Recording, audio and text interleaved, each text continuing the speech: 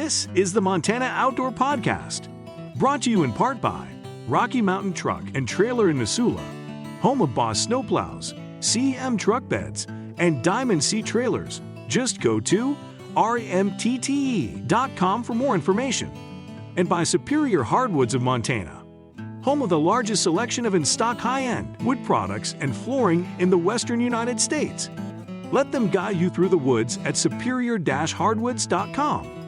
Now, get ready for more fascinating topics and the most interesting people you will ever find in Montana's great outdoors. We offer new podcasts most every Saturday.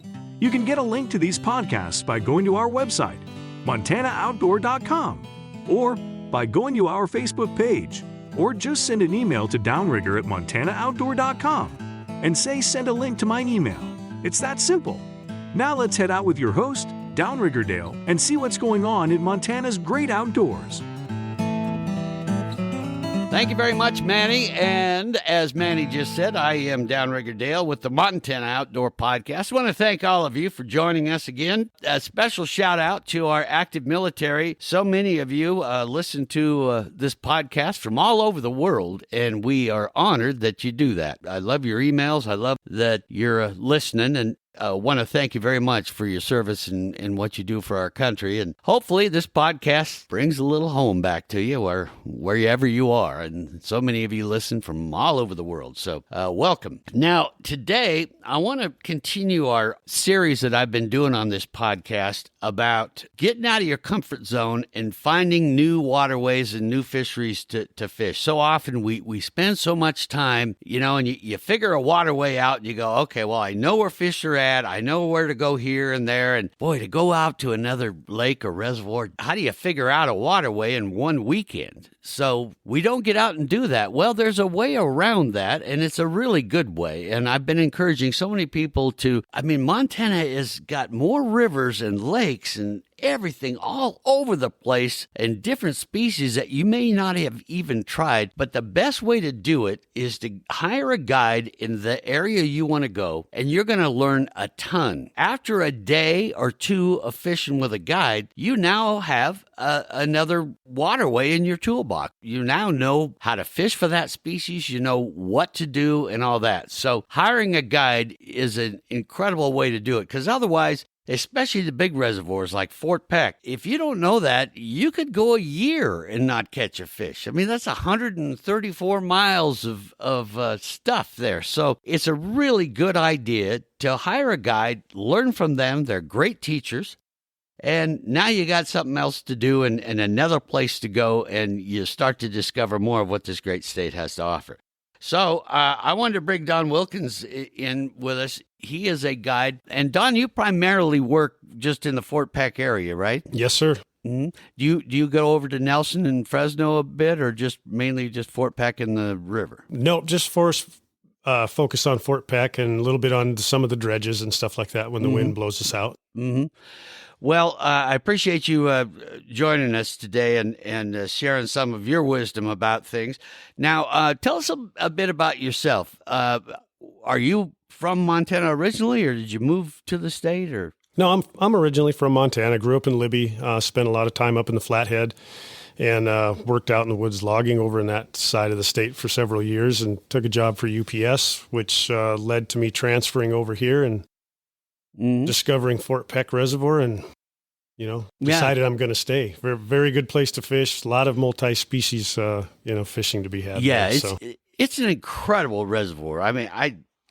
It is got to rank up there. Well, for walleye, I know a lot of the top fishing magazines rate Fort Peck is in the top 5 of the world for walleye, but when you spend some time and really get out on that reservoir, you realize there's a lot of different species that you can catch, and it's a great thing to be out on a reservoir like that when you're targeting a certain species, but they're just not there. You can't find them. Well, there's something else you can catch. Yeah, and for that's sure. That's what I love about it. So you were with UPS, and I remember the captain and I were out on Fort Peck quite often, and we would see you before you were going to go to work. You'd be out there fishing for salmon or whatever. And then get off the boat and have to get in the UPS truck and go. Well, then you decided to make it a full-time deal and become a guide. What prompted that decision? That's a big decision. Yeah, it was just kind of having a conversation with a friend of mine, and we were talking about walleye fishing, and he was talking about tournaments and asked if Becky and I were going to get in a tournament, and I said no, and he said, as much as you go out and fish, you should at least go out and maybe see if you can make some money doing it. And that was a few years ago, and I kind of just got the thought in my head, maybe I'll try to do a little guiding on the weekends. Yeah. So we started out ice fishing, and really loved it, getting out with people and watched them catch fish that they've never caught before, and did some open water stuff, and things got really busy, and talked to the wife and just decided to make it a full-time thing. And I've really enjoyed it so far this year, watching people catch fish and learn things that they didn't normally know how to do because it's a lot of fun. It is, isn't it? And you're obviously very good at it. I follow you on Facebook and that, and ice fishing is where I first started seeing a lot of your posts, and I thought, wow, I didn't even think about hiring a guide for ice fishing, but yeah. That's become pretty popular, hasn't it? It has, and Fort Peck's big, and we're out on the ice all the time, so where all the safe places are to travel, staying away from pressure ridges, gas pockets, and all that. And it's a huge body of water on a lake, so when you're out there with an ice auger, it's even bigger. So, yeah, that's a whole different world. Yeah, for sure. As they say, when the water goes hard like that, and you're now standing on it and doing it, whole different world. And then, I think one of the things that stops people from trying ice fishing is that, I don't know where to go and where it's safe and that. So again, using a guide is a really, really good way to understand that and to be safe, because you guys are out there all the time. Do you stay real busy in the wintertime doing that? Yeah, we're very busy. Once we get good, safe ice to travel on, yeah, absolutely. Last February, I think we were out there almost every day until the 10th of March. Wow. And, it was kind of a bad ice season, too, with the way the winter started. But it seems to get more popular when you can get out into the deeper water where you can mix in the tip-ups in the morning and then lake trout fishing in the afternoon. But to be honest, we started fishing down out at Nelson Creek boat ramp right around Christmas. And, man, the walleye bite on the tip-ups down there was amazing, So yeah. It's just one of those early things where if you're willing to walk out there a little ways and hoof it a little bit, you can have some pretty darn good days for some good eater walleye out there. Well, and nowadays with the clothing technology, if that's a term, it's not bad out there. No. If you dress for it, it's really not bad. And in fact, it's beautiful scenery. Yeah, absolutely. And we have, several ice houses that are on wheels that we pull around out there if it does get bad. But,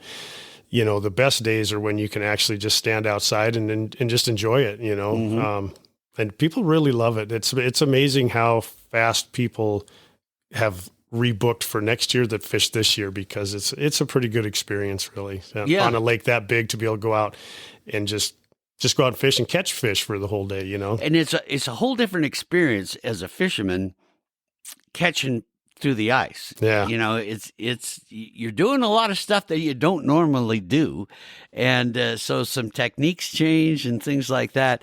Yeah.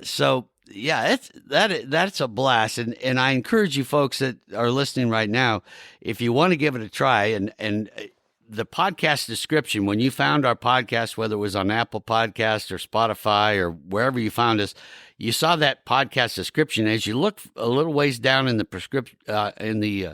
description, you'll see in bold type it says links, and in that I'll put a link to how you can get in touch with Don and then you can book for ice fishing, or of course for going out during the summer, and we're going to talk quite a bit about that. So you make this big transition from delivering packages to everybody with UPS and decide, okay, I'm going full time into this guiding thing. what is that like when, you're used to just fishing for yourself, and now you got to, take people out and do that?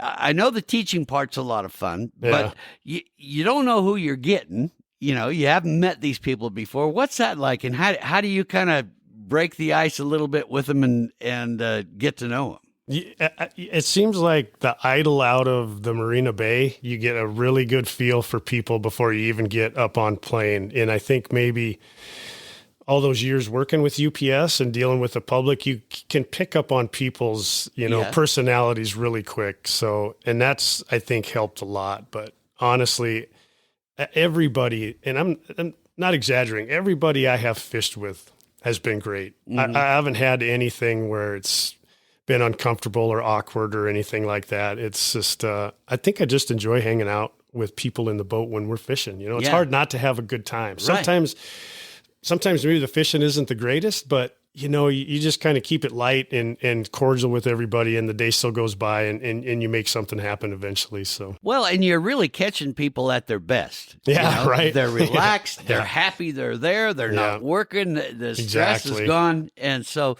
you're catching them at a great time in their life. When you're guiding folks, do you typically find that these are people that haven't fished a lot, or do you find that you're dealing with people that just want to get to know the waterway? I think probably the majority of the people are fishermen, which really makes it nice because they understand the deal. Some days you can go out and do everything. You can do whatever you want, and you'll get fish, but it's not like, on fire. And then there's days you go out, like Tuesday or Monday, and it was just, 6:30 to 3:30. We had a lot of good action, but most of the people have some experience. I would say that probably, honestly, ice fishing, I get more people that have not fished very much that come out and ice fish, which is kind of surprising. You'd think it would be the other way around, but maybe not inexperienced fishermen, but people who have not really ice fished much in their whole life. So that's a new experience for them, and they always seem to really enjoy it. So, so when you're getting ready for a trip, and I think this would help our listeners that, go out fishing themselves a lot, is what do you do? Because now you're taking a customer out, so you want to make sure that everything's going to go right. How do you prepare for that? What are the things you check on the boat every time before you get out? And, after every trip is probably when I start preparing for the next trip. If you wait to do it in the morning, it's so much stuff. But clean the boat up. Make sure all the rods, anything that got kind of dinged up is ready to go for the next day, and just know what the people that on the next day want to fish for, and get all that gear ready. But I always have several different things in the boat to use in case, the fishing dictates we have to go do something else. Maybe we have to go pull crankbaits to catch some fish with some planer boards, or maybe to fill out a day, we're going to go jig Lakers. So I have all of that equipment in there too. But I think the biggest thing too is just don't put everything in your boat. You know, you can get so much stuff in there, and then now all of a sudden you don't know what the heck you got going on. And you're tripping over everything. Yeah, exactly. Yep, exactly. So that's probably the biggest thing, is just knowing what people's biggest target species is. But in the back of your mind, there's other things that are biting. So I have things in there if that's what we have to fill out the day. And man, there's some days where going and jigging Lakers or going and pulling crankbait somewhere kind of saves the whole day, and turns a day that's really slow into a day that people will probably remember, for the whole rest of the time that they're out fishing. Mm-hmm. And I guess that's a really good point, that, you want to have your bag of tricks, but you don't need an entire, container of tricks. Yeah, exactly. Tricks. You know? Just keep it kind of simple, bring the stuff that works. And well, let's talk a bit about the different species that you're targeting right now. Is it primarily walleye is what you guys are targeting, or tell us a little bit about what most of your trips are like? Well, early on it was, walleye, smallmouth bass, and pike. And we're starting to get later into the year. So now I have more people coming in looking for Lakers. I have several days coming up where people are just looking for lake trout and maybe some northerns. But like we were saying earlier, there's so many fish in that lake. a lot of the trips, people just want to come catch fish. Okay. There's not Yeah. very few outside of some walleye trips and some salmon trips. Most everything else in between, people come and fish.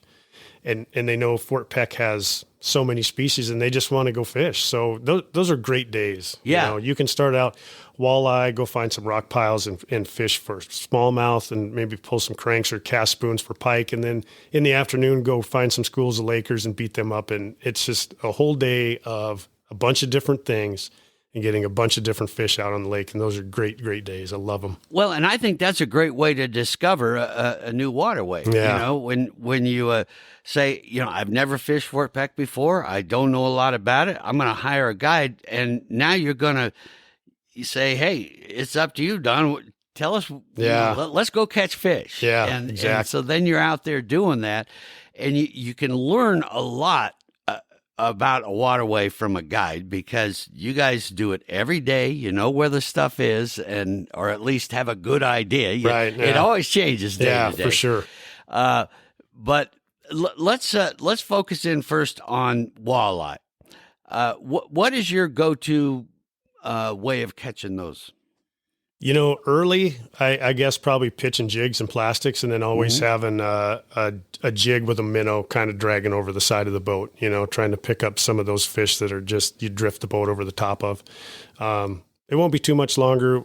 Now we'll start pulling some bottom bouncers and some crawlers and leeches and stuff like that. But right now, and for the last couple of weeks, I would say the majority of the fish we've been catching are just on a rod hanging a jig over the side of the boat with a minnow on it, just a dead stick. Really? Yeah. And I don't know if that's just the fish are not really wanting to chase that jig down when you're bringing it back. But if we didn't have minnow rods over the side of the boat, we would have had some pretty slow days. But lots of fish, and it's easy. You just give somebody a rod, and here's a jig and a minnow, and just jig it off the boat, vertical jigging under the boat a little bit. And that's been working really, really well. For the walleye, I'll be darned. Yeah. So do you think it's water temperature? It seems like our water temperature hasn't come up as much as I thought it would be. It's still pretty, chilly in that maybe 50-degree area. Is that what you're finding most of the Well, we found some on Monday that was in the 60s, and the fish were pretty active down there. But honestly, I think a lot of it has just been the shorelines getting beat to heck from the winds we've been having lately, which could have something to do with it. But a good point. Today and yesterday, we got 40 gusts up to 50, and the shorelines really get beat up, gets really muddy, and I think the fish move in and out, and I think that affects it too. So when you get a day like that where it's really high winds, I mean, at some point you just have to stay off the lake. Yeah, for sure. Fort Peck is big, and that can be very dangerous out there. Yeah, definitely keep an eye on the weather, and if there's a big wind in the forecast, just play it safe, and you don't have to go far. You're better off just to stay close, and maybe they're wrong, but at least you didn't get caught somewhere. So. So when you get out on the water, I mean, where are your go-tos for? Because Fort Peck, that's a big consideration. If you're wanting to travel there and you go, oh dang, this wind is just awful.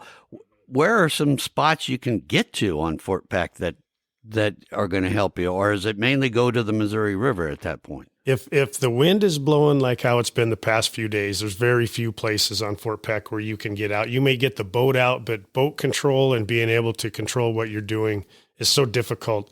You're probably better off to just go find a place in the river to try to fish, one of the dredges or something like that. Even going down the dry arm, there's really no place to hide out of the wind, when it's blowing like this. Maybe some days the up in the dam is blowing out on a south wind, and then you can go down the dry arm, or it's a little bit of a west breeze, and the further you go west, it'll get better. But some days, boat control is such a big thing when you're talking about shallow water fishing that if you can't get out of it, you're just better off to go hit the Missouri or hit the dredges. And we're going to take a quick break here, but when we come back, I want to talk about jig selection and colors and why you use certain colors at certain times and that. So we'll talk about that and a whole bunch more with Don Wilkins right after this. Hey, gang, thanks for supporting and listening to this podcast. I can't tell you how much it means to all of us that you're here. And speaking of support, we would not be able to do this podcast at all if it weren't for sponsors like Rocky Mountain Truck and Trailer. It is truly an honor to have Rocky Mountain Truck and Trailer on our team. You know, if you own a trailer, you ought to think about adding them to your team, too. They can service your trailer, and when it comes to repairing trailers, well, you won't find anyone better at it than Rocky Mountain Truck and Trailer. If it's parts you need to do your own service and repairs, well, they are the place for that. Another thing you may not know about Rocky Mountain Truck and Trailer is they install all kinds of accessories for the truck that pulls your trailer. Whether it's just the necessary items to help your truck get the trailer down the road perfectly, or all those gadgets and bells and whistles to dress your truck up a bit and, well, make it your unique style. And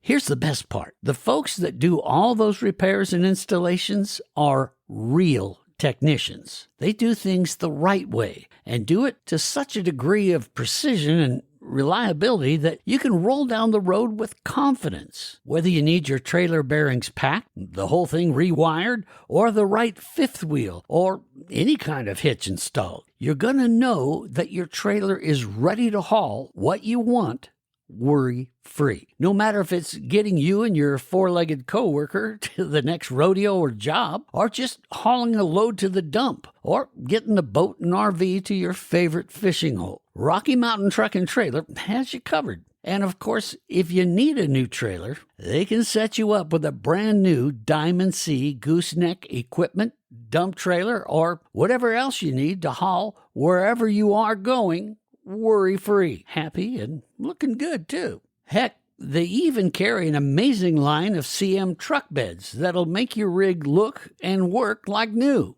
It's what they do at Rocky Mountain Truck and Trailer. They're in Missoula, or you can find them on the web at rmtte.com. That's rmtte.com. Rocky Mountain Truck and Trailer. Go see them. We are back here on the Montana Outdoor Podcast. My guest is Don Wilkins, and we're talking about fishing on Fort Peck. He's a great guide on Fort Peck. You've probably seen a lot of pictures of him on Montana Outdoor, which is montanooutdoor.com, which is our website, and you'll see Don with a lot of big fish and just a lot of different species. He's a great guide, and again, I'll have a link so you can get a hold of him if you'd like to take a trip with him, and I highly recommend it. You're going to have a lot of fun.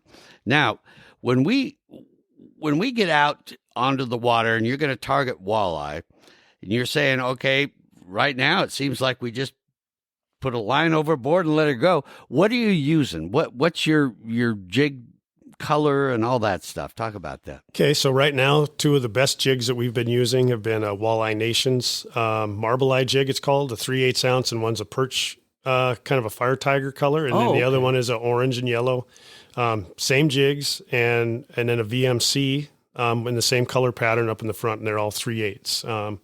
As far as jig color of what we're pitching, kind of some pinks and blues and perch imitations have been working pretty good because we've, kept a few fish, and we've actually found that several of the walleye have some 3 to 4 inch perch in them. So really? Kind of matching what they're eating. So the perch are active, and they're going after those. Yeah, for sure. Because a lot of times we find a lot of Cisco in those walleye, but it seems like it's a perch kind of bite. Found a lot of perch in them down the dry arm this year. Yeah, for sure. Yeah. Is that tend to be your kind of go-to areas, the dry arm, or? In early now, yeah, because it starts to warm up and it'll start working its way up, north as we get later into the year. But, it's been such a cool spring with all the winds and everything that it's just taken longer to get warmer north. So, we have 80s in the forecast, and things will start warming up once you get, north of Rock Creek, and things will start to pick up, and that's kind of the way it seems like that bite goes. So what kind of rods do you like to use with most of mine are Fenwicks, and I have a few Fox River rods that I really like too. So that's pretty much it. And then reels and line, what are you using? Pretty much exclusively Fluger reels and Power Pro braid with like a 10-pound fluorocarbon leader on the end of it, maybe a 6-foot leader, and that's pretty important. You don't want to tie the braid right on there. Those walleye have some pretty good vision when the water gets clear. And that's another thing too that kind of affects jig color is that water clarity. We'll go down there probably tomorrow after this and things will be pretty turbid. So we'll probably be looking for, maybe something a little brighter or, a black and white jig head and a dark body on it has been working really good for us this year. So. And what do you tip on the jigs? Just usually a Kitech plastic is what I've been using primarily. Salmo also makes one that's a good perch imitation that's been working really well also. So okay. And what size are those? 3.5, and then the perch I believe is about a 3-inch. So by the time you put the jig head on it, you're probably looking at about a 3.5, 4-inch presentation, and that's pretty much the size of the perch we've been finding in a lot of the walleye down there. And so when you're just putting that over the side, you just stick it in a rod holder and wait for the magic to happen? Well, I usually hand them the rod, let somebody hang on to it. But if they're up in the front and they're casting, the one with the minnow on, it's just kind of hanging there. So they kind of got to have, watching their rod and watching the jig or the rod in the holder. But it seems like it's easier to hook them if you have the rod in your hand because you know how the walleye are. They'll come up and want to kind of grab the back of it. So you just feed it to them a little bit and make sure they've got it. And then and what I find is, especially with this cooler water, they're not as active, and Captain and I always call it a potato chip bite because you think about when you're at a party and you've already eaten and you're full, but you walk by the potato chips and, I'll grab one. Yeah. So you're not really, seeking it out, but if it's there, why not? I agree. I think that's why the jig rods over the side with the minnows on them have been catching as many fish as they have because it's just sitting there. You know, they don't have to chase it down like they do with the jig or something like that. So I think that's why that's been working really well for us. Well, and you think about a fish, I mean, it is a wild animal, and their whole deal is find enough food to live to the next day and conserve energy. Yeah. So they're not going to wear themselves out, doing that. They're going to try to put themselves in an area where they know there's going to be food, and then just wait for the right opportunity to come. Yeah. And so, that makes some sense of what you're doing. Now, you put any scent on it or anything? No, none at all. Walleye don't seem to be more of a scent hunter, where salmon, that's their deal. Yeah, for sure.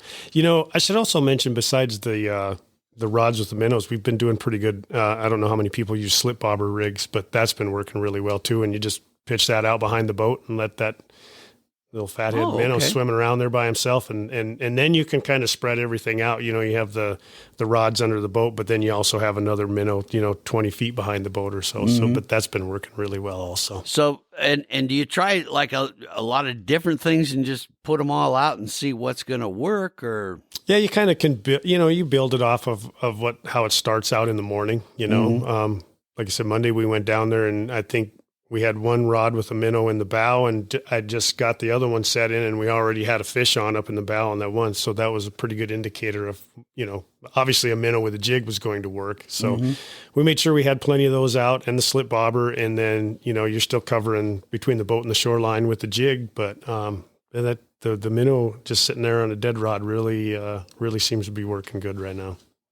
And next I want to talk with you a bit about this, the technology. The new technology has changed fishing a lot, especially for walleye. Talk about what you use and how that has changed your whole way of fishing. Yeah, for sure. I have a Garmin Livescope with it's an LVS 62 transducer, which I can use it in the shallow water, but I can also use it out jigging for Lakers. And, if you're 130, 140 feet, you can still see everything, really clear down with that big transducer. But what I like to do with it more than anything with people in the boat is I just get it pointed to where they can watch their rods with the jigs with the minnows. And it's really obvious. You can see your your jig right down there in the water. Yep. Now, what does that look like? I mean, because a lot of us, you think about the normal sonar thing, and you see this like little arc thing for the fish. What? Yeah. I mean, is it like a video of it though, or It's not really necessarily the shape of a fish, but you can see the minnow will be, show up like a red dot on there, and any little movement you make on there, you'll be able to see. But some of the fish, you will be able to see, maybe it's more round, that's typically like a smallmouth, but you'll be able to see that, or a walleye and a pike has a different shape to it on that live scope. Also, you can kind of see what species is. You can kind of tell. Yeah, you can kind of tell. And also you can also tell with your, when you're using your side imaging on your hummingbird, you definitely get a good picture of what kind of fish you're looking at with that also. So now you've got that thing, that jig down there. You can see that. Are you right on the bottom, or 6 inches to maybe a foot off the bottom, just enough little space where there's some separation. So when a fish comes up to it, they can see what's going on there. So tell us about what that's like when the fish comes up there. Do you change what's going on with it at that point in time, or just let it sit and see what the fish is going to do, or what? A lot of times we'll just wait and see what the fish is going to do. And if the fish starts kind of coming up and reacting to that bait, then we'll start, just kind of lifting it and kind of shaking that jig a little bit to get that minnow really kind of kicking around down there. Dang, you can see what's going on. Yeah. Yeah. And you can see how fast that fish, if he's acting aggressive towards it or if he's backing off. And if they follow it up 2 or 3 feet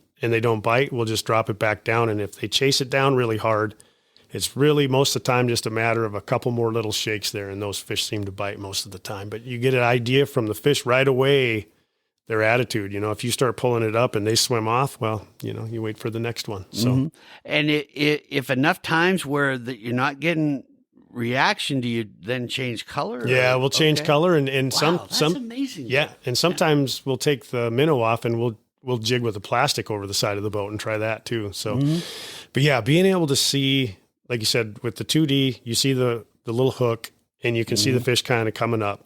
But with the live scope, you can really get an idea of how aggressive or how inactive that fish is based on what you're doing. And it's, it doesn't make the fish bite, but I guarantee you it will help you catch more fish without a doubt. And that's got to be kind of a neat teaching tool for your clients then, to show them, okay, here's what you do, because now they can visualize what it is. Yeah, it just takes, it only takes a few fish and a few opportunities where they see the fish bites or the fish doesn't bite.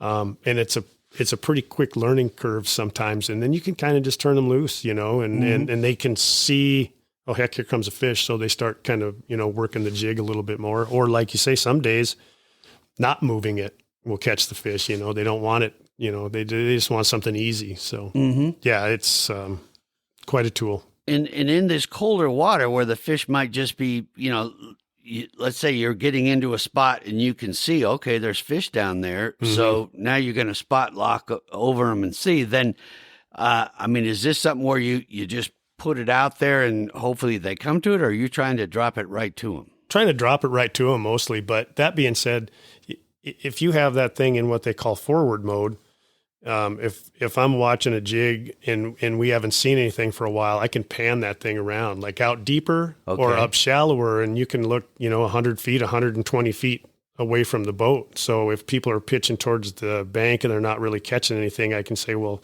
here's a couple over here. You don't know what they are, but there's fish over here, 30 feet towards the shore from where you're casting. So in essence, it's kind of like moving the camera around. Exactly, yeah. It's on a pole. Yeah. So you're just looking around and you see one, okay, throw over there. Yeah. And then you try to get it as close to them as possible, and then just see what's going to make them react. Yeah, for sure. Wow, that's amazing. Yeah. We got into some walleye a couple of weeks ago, and we were out in about 25 or 28 feet, and we were actually getting ready to leave. And when I turned the boat, I could see some, fish swimming around on the bottom. So we stopped there and we made one cast over there, and you could see the jig coming down. And as soon as that thing hit, you could see that fish just charge across the bottom. And that guy had about an 18, 19 inch walleye. So we sat there and caught walleye for probably another hour and a half. And we probably wouldn't have known they were there otherwise without that thing. So Do you find that when your clients are looking at this and they see the fish coming, I mean, some of us just out of habit or start to pull it back? Yeah.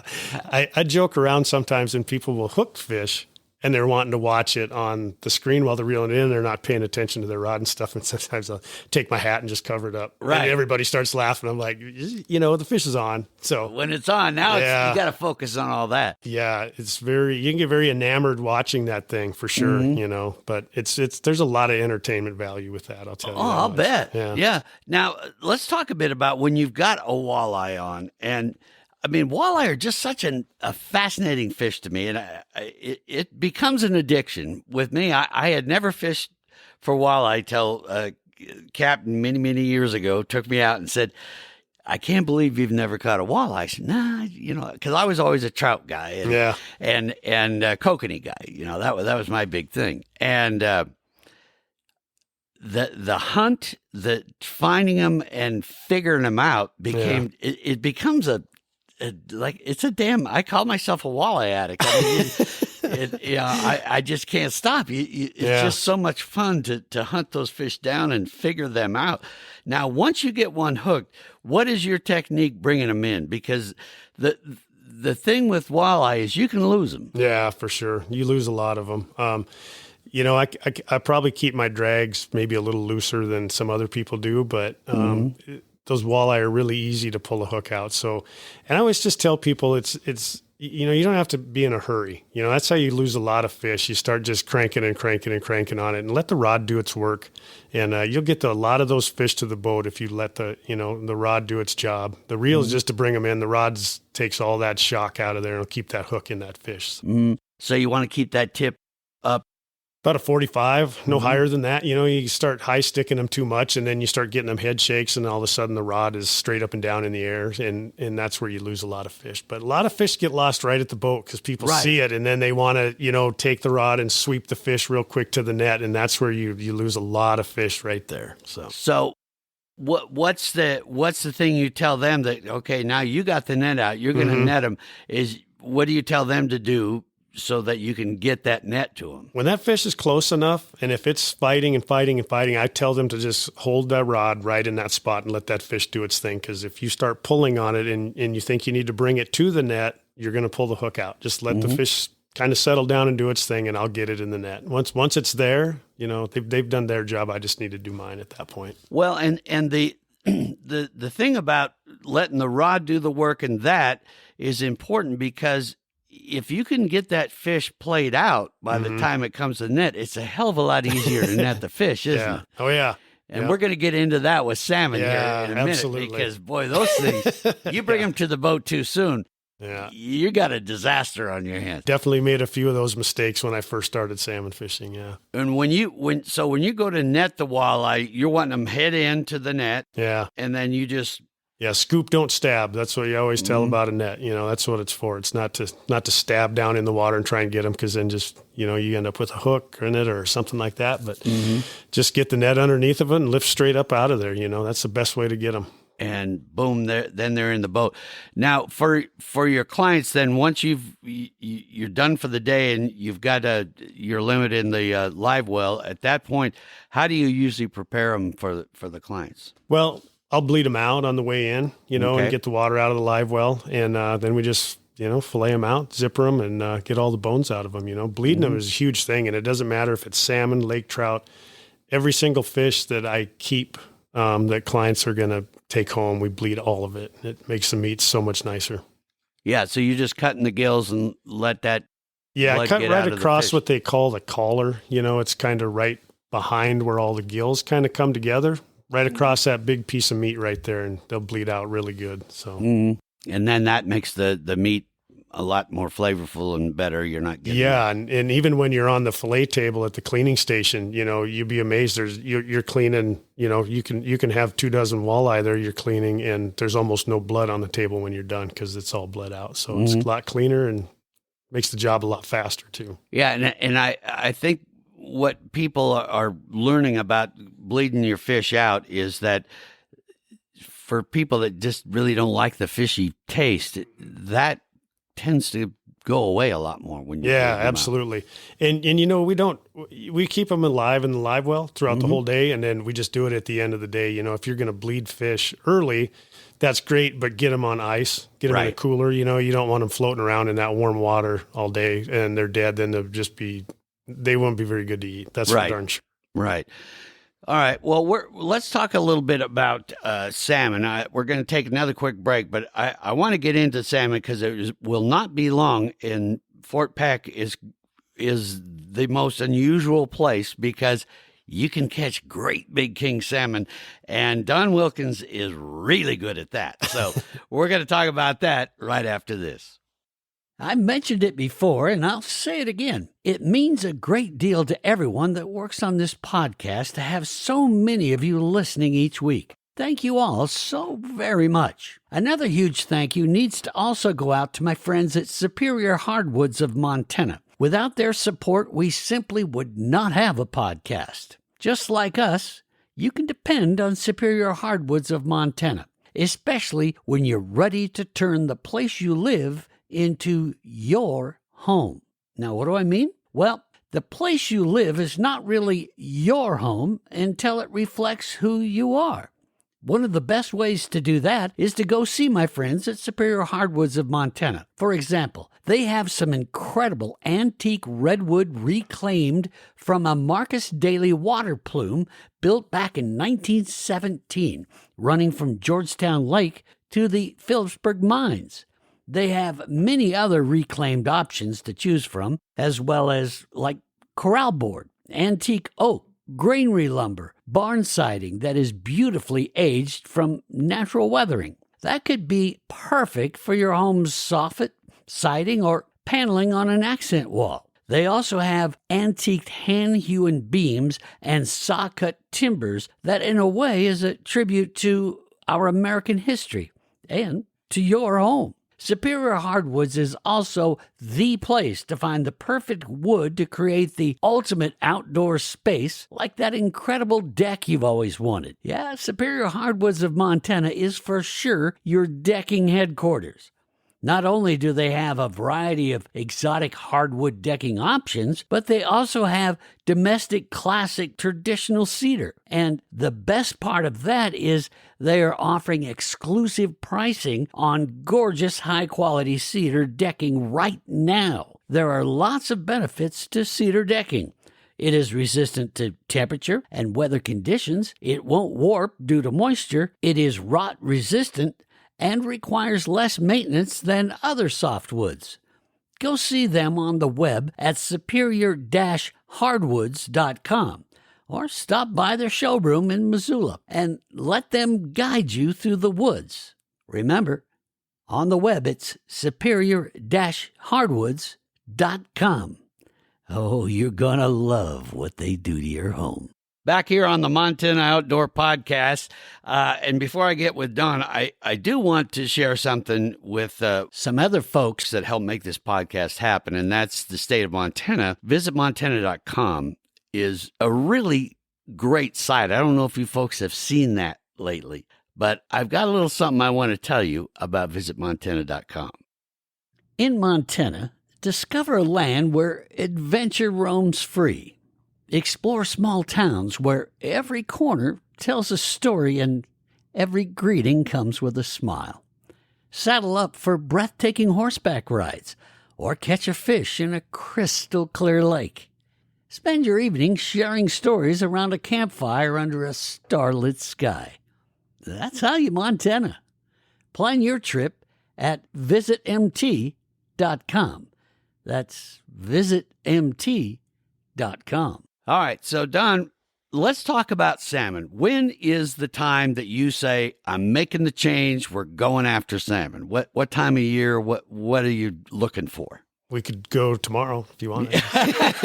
Really? So well, I feel like you have an opportunity to catch them, year round. They're always out there and they're always eating. It's just a matter. I've seen you catch them through the ice. Yeah, even. we caught some through the ice, and we actually caught 4 really nice ones last year in December, just trolling crankbaits. So I'll be damned. Yeah, that was a surprise. It was not something that we went out and planned, but then we thought, well, I think it was the next weekend we thought, well, let's just go see. And we caught another one. So they're there, it's just a matter of whether you want to put in the time to find them. But if you're asking me what's the best time, I would say anywhere from the second week of July to the end of August, and I'm getting to the point anymore where those July days are my favorite times because the fish are there, but a lot of the fishermen are not. So you have a lot of room. And they're pretty active. It gets a little busy when the blackjaw fever sets in for Montana, and boy, you can get a lot of fishermen there. So, are you mainly just trolling by the dam, or are you all over the lake? All over the place. We'll start. We'll look at spots down by the Pines, coming out through Haxby, York, Main Lake Basin areas, and down by the dam, Shaft House, Bear Creek, any of that stuff. I suppose.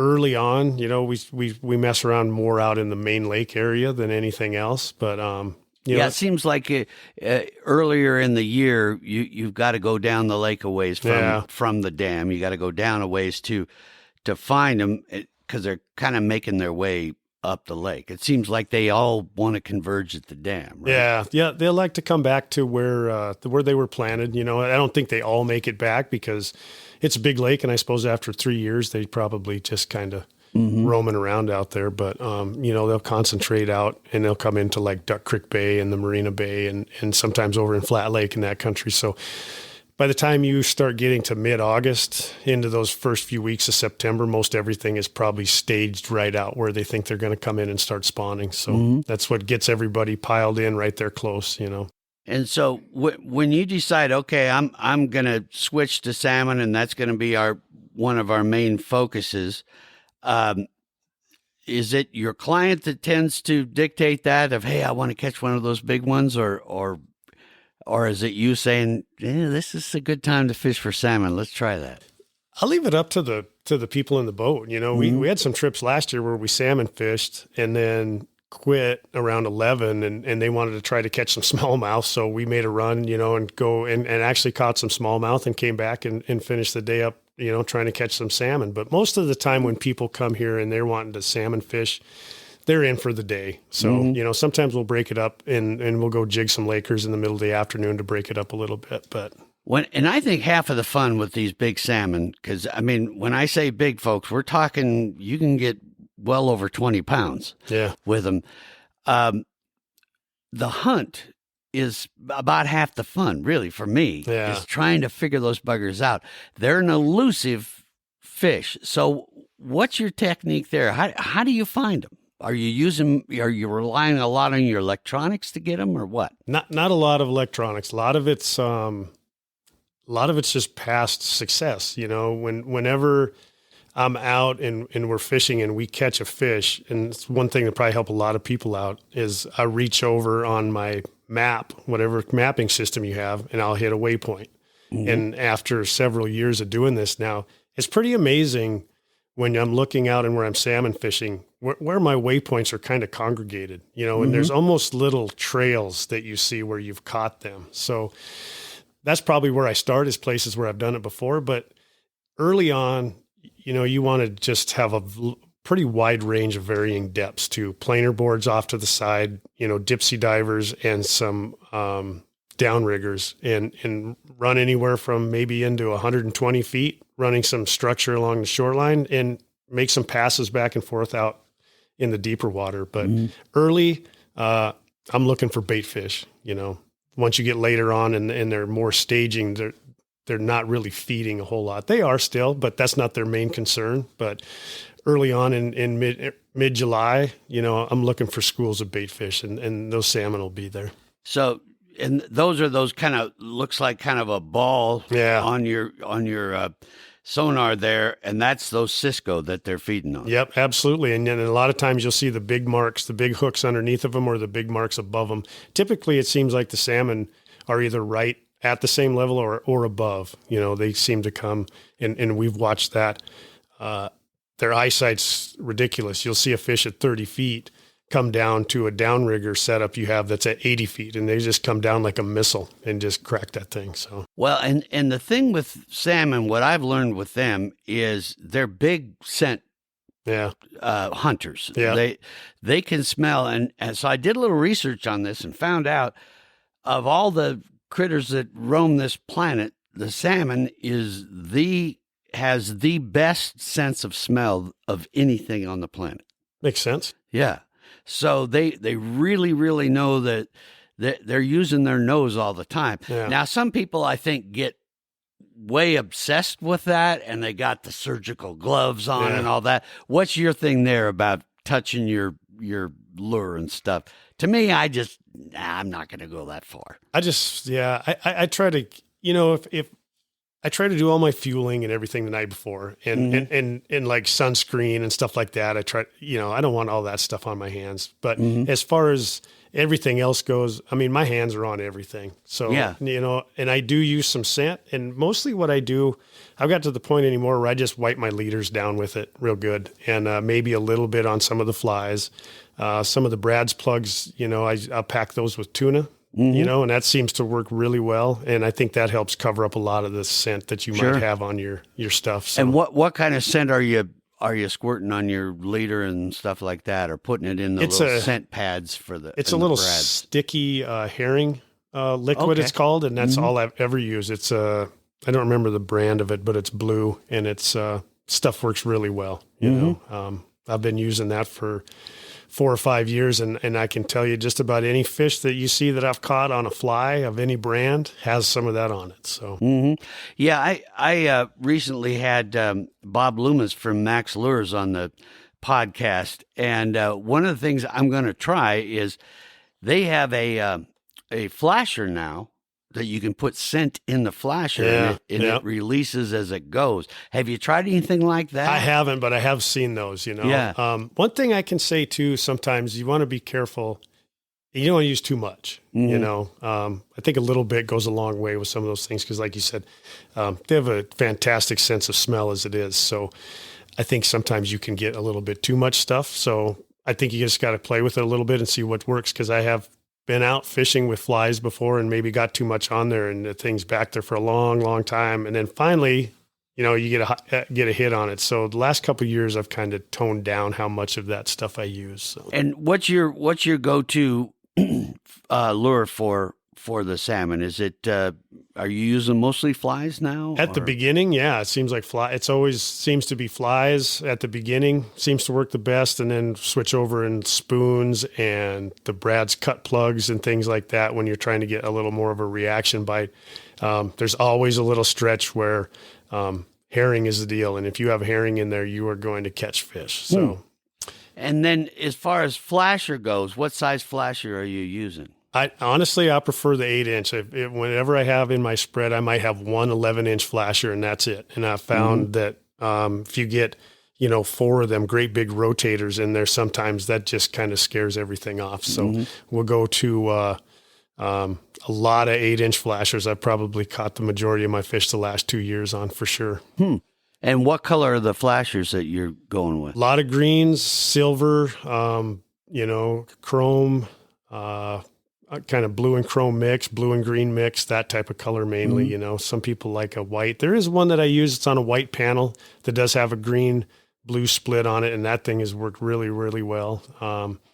But that's mainly it. A couple chartreuse panels last year worked really well. So I'd say that's where I start every day, is with them colors. And one of the things that kind of perplexes me, and when I talk to fishermen about it, it seems like everybody gives me a different answer, is how far are you putting the plug or fly or squid back from the flasher? So it depends on what I'm using. Flies, you kind of have to mess around with a little bit more, because the action of that flasher is what gives the fly its motion. So shorter leader, you're going to get more whip out of the fly. Okay. The Brad's plugs and spoons kind of have their own action. So I like to actually use a fairly long leader with those, because I'm just using the flasher to bring the fish in. The plug already has its own action, and I don't want to really add to that to where it's really just going nuts back there. But I suppose with flies, the biggest thing is, an 8-inch flasher, you're going to have a shorter leader. 11-inch, you're going to have a longer one because you got more because whip. of the action. Yeah, for Okay. sure. And a couple of years ago when we had, well, I guess it's been more than that. I think it was 2020. We had all those big salmon that year. I think they broke the record that year. An 18 to a 21-inch leader on an 11-inch paddle caught most of the fish for me that year, which is super short. So just 18 and inches back. Okay. Yeah, so that fly was really cranking back there. Mhm. And, the next year I started out, you know how it is. You think you got Yeah. this thing figured out and you go out there, Yeah. nothing. So we had to start stretching things back out. And I suppose probably if you're just starting out and you're using flies, start in that 24 to 26 inch range and go from there. You don't want to go too long because then the fly's just kind of laying back. They're not doing anything. But And then how far back from the downrigger are you going with? almost always like 22 to 25 feet. Okay. That's about it. Unless I'm running a spoon, and then sometimes I'll run a spoon 50, 60 feet back, and then that's just trailing behind everything else. And you'd be surprised how many fish come into your spread and don't want to hit anything, but then there's that little spoon trailing back behind there. And some days that saves your day. So, and folks that are listening, when we're talking about the downrigger, you've got that downrigger ball. Now, how high up from the downrigger ball usually are you? Where you've got the release is? Yeah, probably only a couple feet. By Okay. the time you have your termination kit on the end of there, I have a rubber snubber on the bottom in case, God forbid, you go west and get tangled up in a tree with your cannonball. That rubber will pop off and you don't lose everything. But yeah, I think that's probably only 2 feet above. And then if I'm running 4 downriggers, I have they're little planer boards that you clip in line, and it'll help push those cables out away from your boat. So you can make a nice tight turn and not having to worry about tangling up your outside and your inside downriggers. So that planer board thing seems to be kind of a newer technique that I've seen. I mean, Captain and I had never even heard of it till maybe it was you we found out from. But so how far does that planer board take it out? Depends on how much line you want to let out, Yeah. and also it depends on how much weight you have off the back of it. You have a lot of people using lead core or copper. So, and those, usually a copper reel, you're set up with 150 feet or 200 feet, and that gets you down to a specified depth. And when you start getting to like a 400-foot copper, there's a lot of weight back there. So the board doesn't go as far off to the side, but like a 150, and you can run that thing way out there, and typically that's how you'll set it up. The shallower ones, you run them farther away from the boat, and as it gets deeper, you come in tighter. So, Okay. but yeah, it's definitely new. And I think I heard about it from Bill, Mr. Salmon Slayer himself. Yeah. So The Slayer. yeah, he's good. He's good for some information for sure. Yeah, Bill Zarodka's who we're talking about, and I've talked to. Well, we've done a few podcasts with him. In fact, one we did right in his boat, and that guy is a wealth of information. Yeah. And he is without a doubt the top salmon fisherman on Fort Peck. I don't disagree with that. I talk to him a lot when we're out salmon fishing, and you exchange a lot of information. And man, it makes it very successful when you get out there and you're salmon fishing with a bunch of people that you can trade information with. And that's probably the salmon fishing group of people is a lot different than a lot of the other groups out there. Well, and I've taken a lot of your time, but before we go, I want to talk a bit about bringing the salmon in, because one thing you will learn, folks, and you just got to accept, you're going to lose fish, and they're very large fish. You hate to lose anything.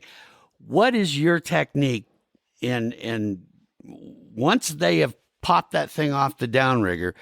Where do you go from there? What do you tell people to do? Just hang on. You do. You just hang on, keep that rod up at that nice 45 and let that rod do its work. The drag is set where it needs to be. Don't panic and think that, 300 feet, we're 400 feet out, that the fish is going too far. The further it goes, the better it is, to be honest with you. The fish, they don't really like the warm water. So when they get up high and they're fighting that hard like that, it takes a lot out of them. And if you do it right, when you get it up to the boat, you'll net them and put them in the boat, and they're done. Yeah, they're played out. Yeah, and completely. that's one of the things. If you horse it in, and they're still green, that's a nightmare to try to get those in the, because they are a fighting beast. Yep, they'll be around your downrigger cables, your motor. They'll be around your trolling motor. They'll be all over the place. So just take your time bringing it in. What do you think? I mean, I guess it's just they're fighting and all that. It just seems like you lose more salmon than any other type of fish that you fish for. Yeah. Is there any trick that you have that keeps them on? I don't think so. I think a lot of it still goes back to drag setting, and I probably do run my stuff a little bit looser than other people, but I think most of those hooks get pulled out. So as long as you can keep them pinned long enough for them to go out and do their initial big run, I think you have a really good chance. And most of the fish, honestly, the last few years that I've lost have been out of the release, partway a run, and then it comes out. If we have a fish on long enough that it stops and we start bringing them in, we get most of those fish in. It's the ones that you lose right away. That's where you get a lot of them. And I guess if it was me, I'd rather lose one right off the bat than after 5 minutes in on it. Absolutely. Lose it. Yeah. Nothing worse than you're fighting this fish and fighting this fish. And sometimes that fight can last quite a long time. I mean, definitely. You get into 20 minutes, and yeah. And so now you bring it and pop, it goes off. Yeah. And you're like, no. The most stressful ones are when you get them on a spoon, because there's nothing, when you catch them with a flasher with that board, they got a lot of extra stuff they're dragging back with them. When you just hook one on a little spoon, there's nothing holding them back. And it is a completely different animal when they take off with just that spoon in their lip. So, well, and speaking of Bill Zaraka, one of the things I learned from him, I've learned a lot of stuff, but one important thing I learned from him is I'm watching him, and before he puts his, as we call it, his junk out, he does his quick inspection, feels that line, sees if there's any nicks in it, any of that, and then he'll just touch that hook a little bit and make sure that it's nice and sharp, and then off he goes. And so often as fishermen, we're so in a hurry to get it back out. We just landed that fish, we want another, and we don't check that stuff. And if you've got a dull hook or some frayed line, you're done. If you catch a fish, you always check your leader. And a lot of times, if the fish has the fly or whatever down in its mouth a little ways, we're just putting a new one on. I don't even check it. Just cut it off and put a new one on. It takes a few minutes rather than, like you say, you might drop it right back out and just bang, hook right back up again. And then all of a sudden you busted the line. So yeah, just redo it. Mm-hmm. And do you find these kings, these king salmon at Fort Peck, they're going in a school that where there's one, there's many, or no? Not really, but if you do hook up on one, always turn around, because you never know. We ran into a deal last year, and it was just one of those right place, right time things. And we dropped in, and we didn't even get like the second rod in, and caught one in. And in about an hour and a half, we had 5. And they were just in. Yeah, you could see it on the 2D. They were just in, and there was a whole bunch of bait, and they just happened to be feeding, and there must have been a decent school of them. These weren't the big ones, but they were like the 8 to 10 pounders. But it was still a hell of a fish. Yeah, it was just you just had to get turned around and get right back through there. But as fast as it started, it was over that quick. So definitely, if you catch one, and I should say, if you have the room, and you're not in a big crowd, spin around and try and come back through there for sure. Yeah, and that's the one thing, it can get a little crowded out there. Yeah, sometimes for sure, especially when you start waving that net in the air. Yeah, and all of a sudden. And when you start catching fish, all of a sudden you look around, and there's a lot of boats around you. You get popular quick. Yeah, but that's fishing, and that kind of leads to the next thing is you got to be courteous to each other. Absolutely. And try to get along. Yeah. There are a few little skirmishes that happen. It happens sometimes. Yeah. I've been guilty of that a couple times, but you try to give everybody as much room as they need, especially if you see somebody that has a fish on, man, don't get in behind them. That's the worst, because like we were just talking, that fish can go 400 feet, and he may not be straight behind the boat. He may be 400 feet over here. So don't get right in behind somebody. Just let them. Yeah, you can watch with binoculars or whatever. Absolutely, don't try to, And the other thing is really keep an eye out for that boat that says Montana Outdoor Radio Show on it, because those guys might actually be sleeping. Don't ask me how I know that. Yeah. When what was it? A few podcasts ago, Captain and I were talking to Scott Collinsworth, and he said, I feel terrible, but I almost ran into a guy, and I find out later it was you. Yeah. It was close. It was close. I almost pitched a jig in there on him to turn the steering wheel for him, but we avoided catastrophe at the last moment.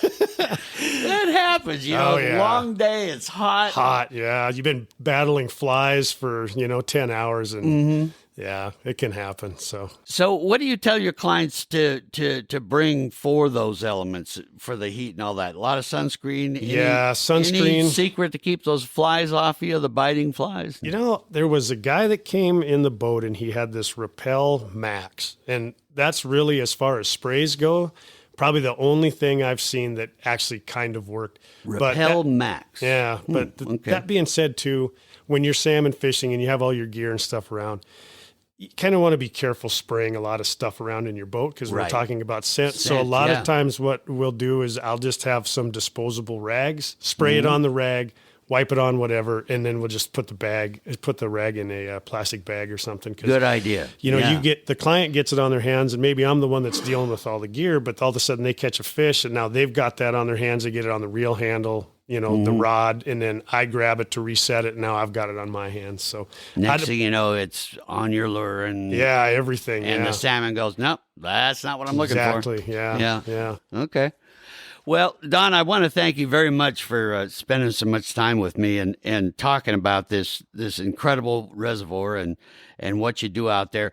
What's the best way for folks to get a hold of you? I'm going to put a link, so that they can get right to you. But do you prefer email or phone or what? Email or, Facebook Messenger or, phone. Everything's listed. And my outfitters page is all listed on my Facebook page, which is 56 Fishing Guide Service. And Trevor's Guide Service, you can get hooked up with me on there with Chris Mischke and Big Sky Charters. Get the Net Outfitters, Lake Ridge Lodging and Bait Shop. I'm not hard to find. And if you're really hard up, just wait on the dock at the marina. 5:30 in the morning. I'll be around at some point in time. He'll can bet be on there. It. Yeah. Clients or no, I'll be out there fishing. So, There's one thing that we can rely on, almost set our watch to, and that's Don Wilkins. He's out there and every time. So. Well, thank you so much, Don. Tell your lovely wife hello for me, and just keep doing what you're doing, because you're making a lot of people happy out there. There's a lot of smiles in Don's boat when it comes back. So, well, thanks. I appreciate that, and thanks for having me. I really had a good time. Well, there you have it, folks. Fort Peck, especially, you need to make plans. Oh, one more thing before you go, Don. Are you pretty booked up for the summer then, or do you have any openings? I have a few openings the first 2 weeks of July and the last 2 weeks of August, but other than that, everything's pretty full. Right. And ice fishing is probably 2.5 weeks filled there already. So if people are interested in that, definitely give me a holler. So. Yeah, the ice fishing thing, you got to try that, folks. That's a whole new world. So give that a try. And that last 2 weeks in August, that might still be some pretty good salmon. Oh, definitely. Yeah. It's not full now, but it won't take long. It'll fill up. You know how it is. First couple of pictures of salmon pop up. And get with it, folks. Jump in there and try to hook up with this guy, because he's going to help you out.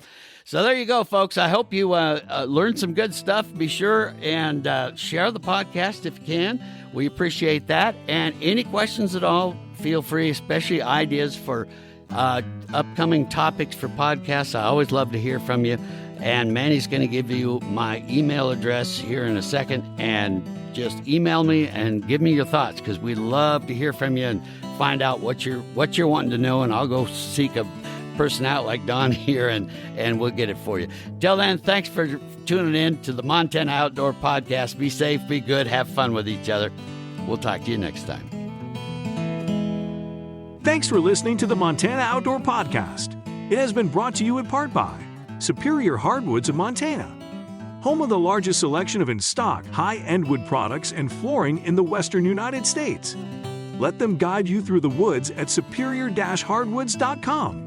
And by Rocky Mountain Truck and Trailer in Missoula, home of Boss Snowplows, CM Truck Beds, and Diamond Sea Trailers. Just go to rmtte.com for more information. So what did you think of today's podcast? Send your questions and comments to Downrigger at montanooutdoor.com. We should be dropping a new podcast this next Saturday. Until then, we will see you soon out in Montana's great outdoors.